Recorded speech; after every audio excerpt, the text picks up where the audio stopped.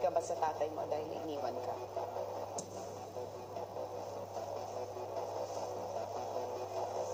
Opo.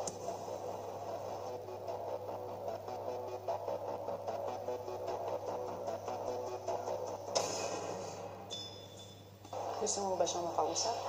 Siyempre naman po. Anong gusto mong sabihin sa tatay mo? Gusto ko pong alamin kung bakit niya kami iniwan. Kung bakit mas pinili niyang lumayo sa amin, kami naman yung una niyang anak.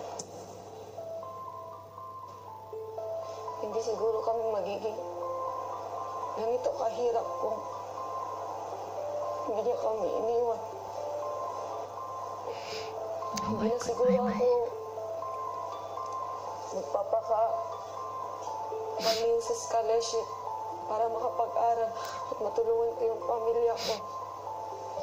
Siguro kung hindi niya kami iniwan, hanggang ngayon nandito pa rin yung lolo ko. Dahil merong baka makaluwag-luwag kami sa buhay at meron kaming paggamot sa lolo ko. Pero hindi niya naman ko responsibilidad na alagaan kami at magtrabaho po siya para sa amin. Pero matanda na po siya. Kaya nagagalit ako sa kanya.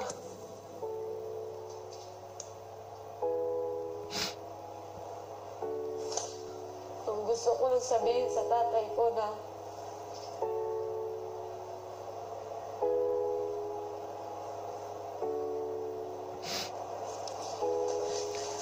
kahit iniwan mo kami,